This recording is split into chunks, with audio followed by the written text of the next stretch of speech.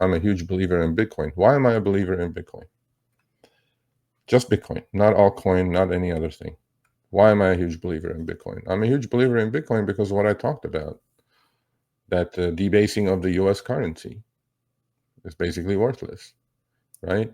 So, well, Bitcoin is a finite asset at the moment that we know of, digital asset. Bitcoin, finite meaning you can't make more of it, unlike the US dollar that we can go to the Fed or the Treasury, go, let's just add a few more zeros to the ledger, create more dollars out of thin air. Well, you can't create Bitcoins out of thin air. There's 21 million of them out there. And we know what's happening with Michael Saylor. We know what's happening with MicroStrategy, or strategy, let's say. But now, other companies are doing pretty much what Michael Saylor has been doing. I guess they're approving his infinite money glitch on Wall Street. What is the infinite money glitch? Well, what Michael Saylor does, he runs a company called Strategy. Symbol is MSTR. They do ATM sales and at the market share sales, and they go buy Bitcoin with it. So at the moment, Strategy owns about 580,000 Bitcoin. They have been buying literally every week, okay?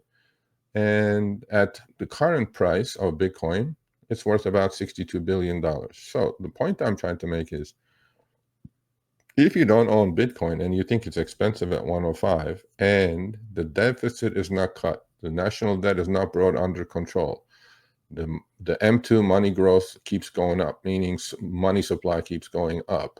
We keep creating dollars out of thin air, pumping it into the economy.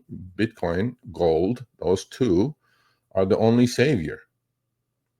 And I have a good friend who I've interviewed on this channel. He said, don't slave harder. Save in hard assets. Let me repeat that again. Don't slave harder, because the paycheck you're getting at your work, is it going up 6-7% every year? No. Well, it has to, just to keep pace with inflation, okay? To keep pace with the debasing of the currency, to keep pace with the currency losing value every single year. It's buying power. Well, Bitcoin, finite number, can't create more.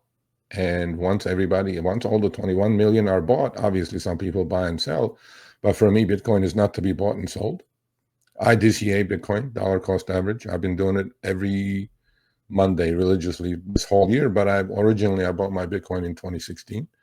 I didn't add to it until Michael Saylor was able to explain what he's doing, and I believe what he's doing.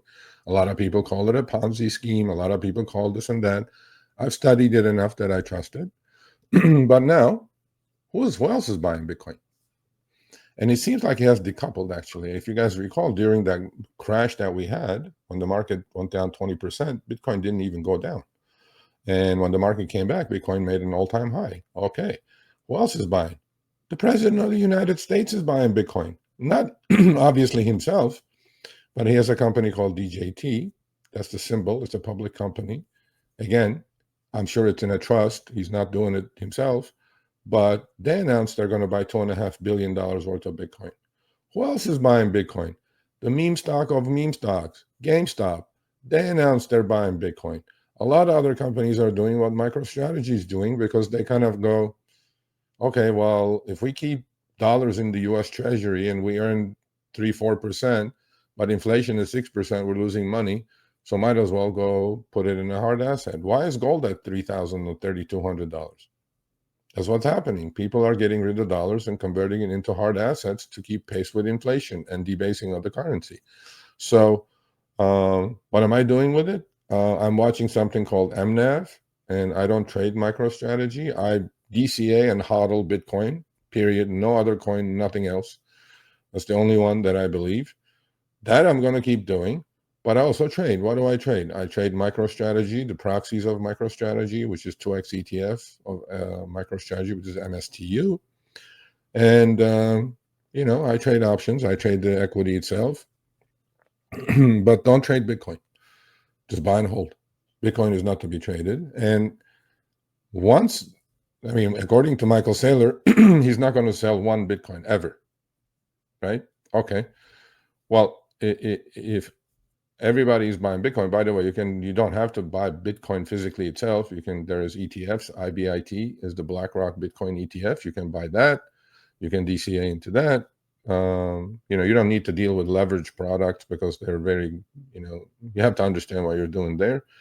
But for me, I understand it. But the thing that I'm really curiously watching now is something called MNAV on MicroStrategy. MNAV is multiplier to net asset value. So meaning MicroStrategy at, let's say, is $350 a share.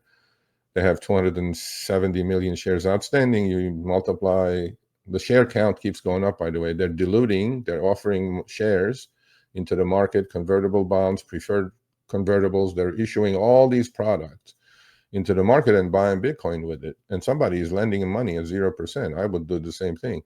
What they're doing is you multiply the share price with the share count, you come up with, let's say, $100 billion. That's what MicroStrategy or strategy is worth. Well, they're holding 62 billion of Bitcoin. Okay.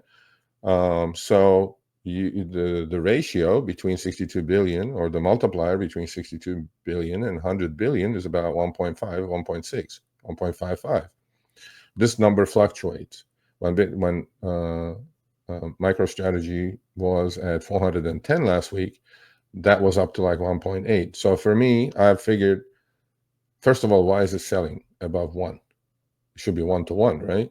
Well, it's not going to be 1-to-1 because the premium that MicroStrategy offers is because they create all these products, right? And so if you're an institution, you cannot go directly invest in Bitcoin. You can buy only convertible bonds. They're issuing convertible bonds. They're issuing stock, and they're issuing preferred. You could be an institution that you can only invest in preferred stock. Well, they're issuing preferred stock to you. So that's why there is a premium on it. Could it go to par, which is 1-to-1? Potentially. What will happen to strategy price if it goes to par? It'll go down to $200 a share, assuming Bitcoin stays at 105,000. So that's what's happening with Bitcoin. My suggestion to all of you is don't trade Bitcoin. HODL Bitcoin, DCA, dollar cost average. You'll be a happy camper as long as the government's doing what they're doing, as long as we're debasing our currency, as long as we are trashing our currency. Bitcoin has a place.